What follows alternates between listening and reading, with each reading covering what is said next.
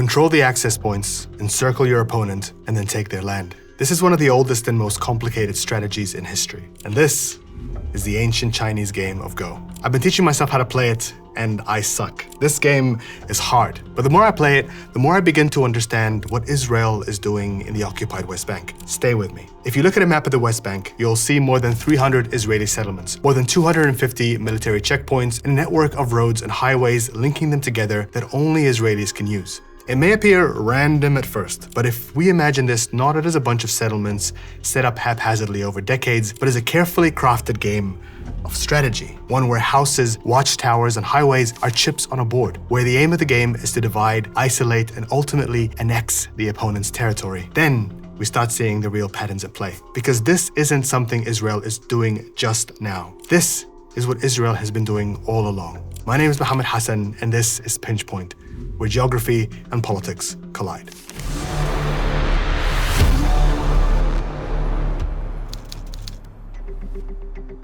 Let's start with a super quick breakdown of how to play Go. You have two players, one white, one black, and a board that represents territory. The aim is to place chips along the board and carve out as much land as possible before you run out of space. If you play it right, it starts looking quite random. But every placement is a part of the strategy that will pay off later in the game. If you corner your opponent's chips, it limits how they can move. And if you surround your opponent, their chips disappear and the land is yours. Now, this isn't just a game. For more than 2,500 years, some of the greatest political and military minds in history were taught to play from a young age. It's believed to be the longest continuously played game in history, originating in China, where it's called Weiqi, and developed later in Japan, where it's called Ego. That's where we get its English name. Go is a game of strategy, patience, and conquest. Easy to learn, impossible to master. Let's have a look at the West Bank again. You have clusters of Palestinian cities in places like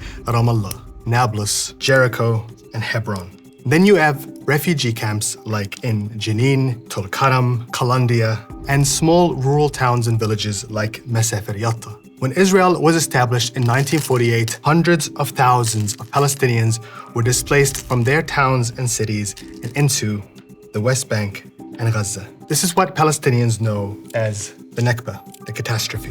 Then in 1967, Israel's military occupied the West Bank, imposing a system of control on all aspects of Palestinian life. They limited their movement through checkpoints, their access to farmland, water, and electricity. Human rights groups and UN experts have described this as a system of apartheid. This was spearheaded by Ariel Sharon, a general at the time. He crafted Israel's military strategy to build a network of outposts along the border of the West Bank, focusing on the north, the south, and the Jordan Valley. When Sharon entered government and became the head of the settlement committee, he began to turn these outposts into settlements. This was known as the Alon Plan. Now, normally in a war, you try to gain territory in chunks, pushing your opponent back along a strong fortified line. But what Sharon imagined was instead a grid of nodes mapped across the territory. That way, they could communicate with each other easily and respond to threats quickly and reduce the likelihood that any single point could be targeted without alerting the others. Israeli-American anthropologist Jeff Halper calls this the matrix of control. There are today, if you can see all these dots, there are today about 120 permanent checkpoints obstructing Palestinian movement. And what's interesting, if you can see, is that they're not along the border, which you would expect if this was a security situation.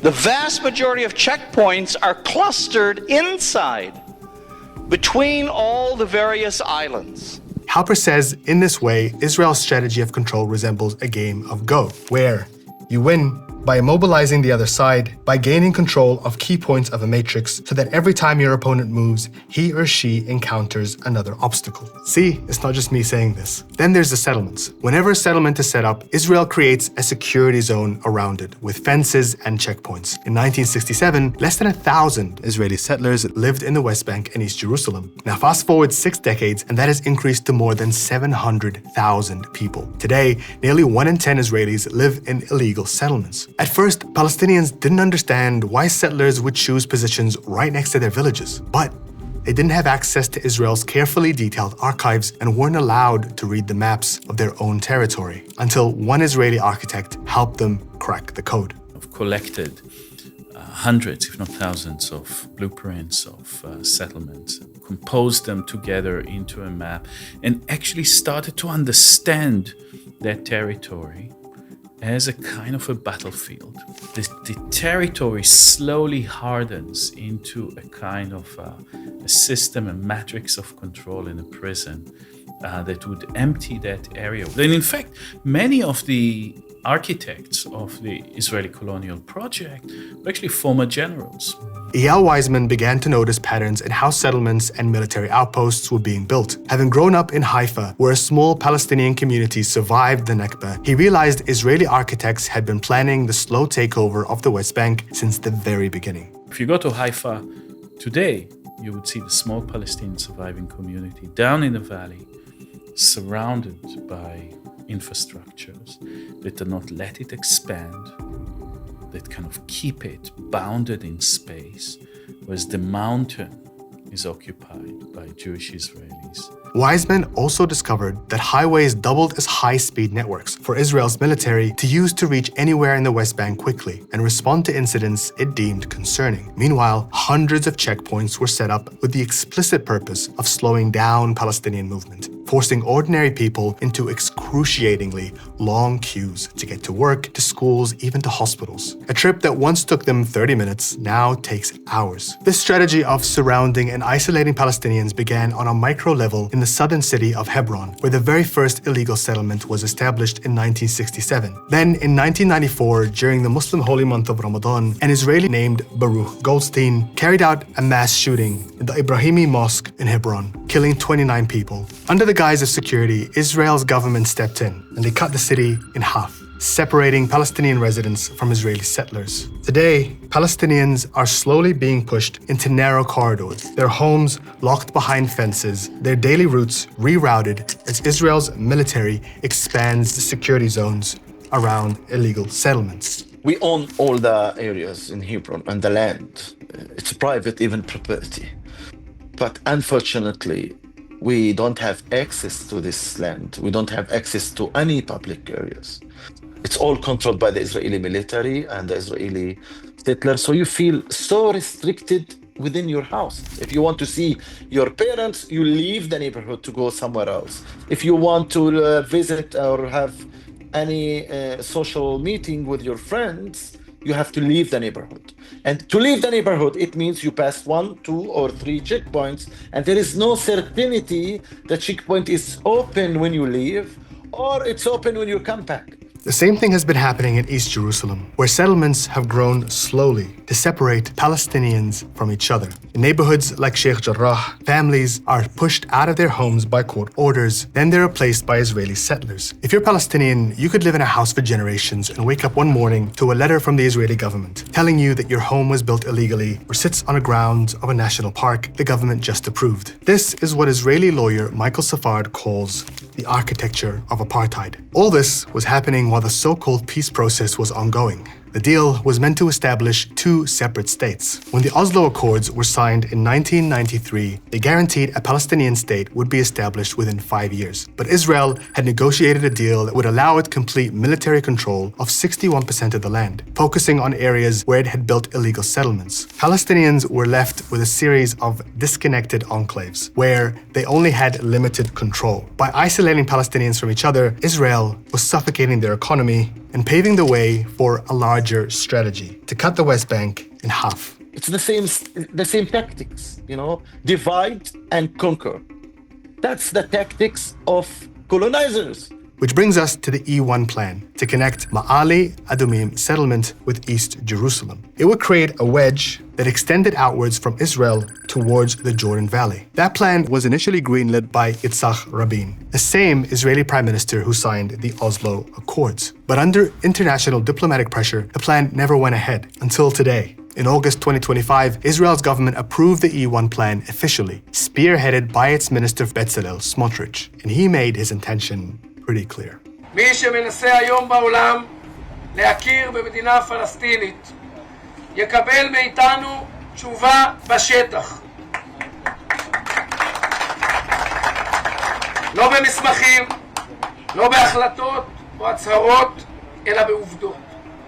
בעובדות של בתים, ועובדות של שכונות, כבישים ועוד ועוד משפחות יהודיות שבונות חיים. הם ידברו על החלום השקרי הפלסטיני. אנחנו נמשיך לבנות מציאות יהודית מגשימה. And now here's where the metaphor of an old game starts to fall apart, right? Because there's one major problem. Israel isn't playing by the rules. For one thing, Palestinians have a limited number of chips on the table. They're not allowed to add more. They can't build new towns, new settlements, new villages. If they lose a chip, they also can't replace it with a new one. Israel refuses to allow Palestinian refugees living abroad to return to their land. But Israel can bring in as many people as it wants into the settlements, even though they're illegal. The Geneva Convention makes it clear that an occupying power has no right to transfer any of its own people onto land it controls militarily. Not only that, but Israel can also remove Palestinian chips whenever it wants. Ultimately, it controls the rules of the game. And if a Palestinian Bedouin village sits in a part of the map that Israel wants, it can simply declare it illegal. You may recognize Bassel Adra from his speech at the Oscars, where he won Best Documentary for his first-person film, No Other Land. About 2 months ago, I became a father, and my hope to my daughter that she will not have to live the same life I'm living now, always fearing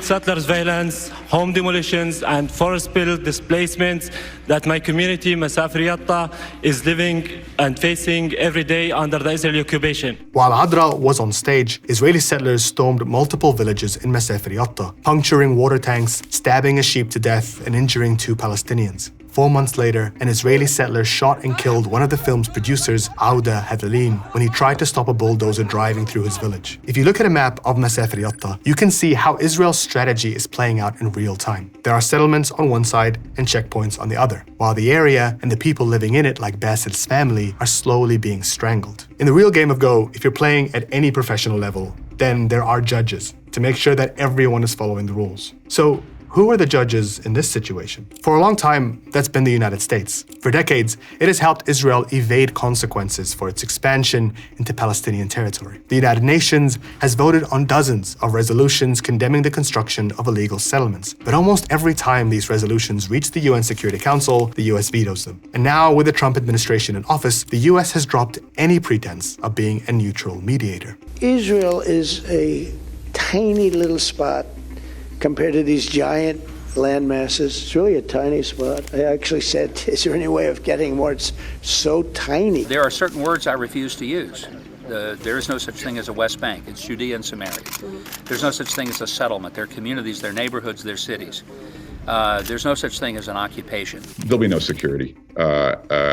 No security in the region until Israel is able to rule over this land. Israel will only be safe when Israel controls those territories. And Israeli lawmakers have seemingly taken the cue. In July, they voted overwhelmingly for a motion calling for the complete annexation of the West Bank. And while it was only a symbolic motion, it gives Netanyahu's government the green light to move ahead with its plans, knowing they will likely face little opposition from their partners in the US. The idea of annexation was happening on the ground since very long time.